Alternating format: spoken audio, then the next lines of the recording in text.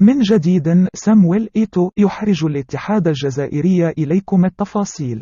بعد الاتهامات الجزائرية للكاميرون برشوة الحكم الغامبي بكاري غساما لمساعدة الأسود الغير المروضة على تحقيق الفوز في الدور الحاسم المؤهل لكأس العالم قطر 2022، خرج رئيس الاتحاد الكاميروني لكرة القدم سامويل إيتو عن صمته ليفند كل تلك الاتهامات جملة وتفصيلا.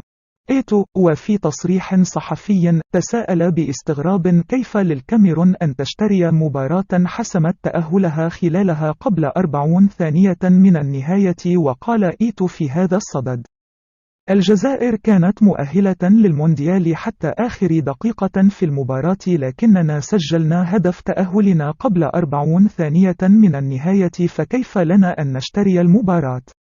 واستنكر إيتو ما تعرض له اللاعبون الكاميرونيون في الجزائر عقب نهاية اللقاء بتأهل منتخب بلاده لمونديال قطر. وأضاف إيتو قائلا: الجمهور قام برشق لاعبين بالكراسي والقنينات البلاستيكية. وتابع رئيس الاتحاد الكاميروني قائلا: سمعنا من الجمهور ومن طاقم الملعب عبارات عنصرية مؤلمة لم نسمعها حتى في أوروبا. هذا وكان المنتخب الكاميرون قد نجح في انتزاع بطاقة التأهل لكأس العالم قطر 2022 في الأنفاس الأخيرة في مباراة دراماتيكية لن تنسى من أذهان الجماهير الجزائرية.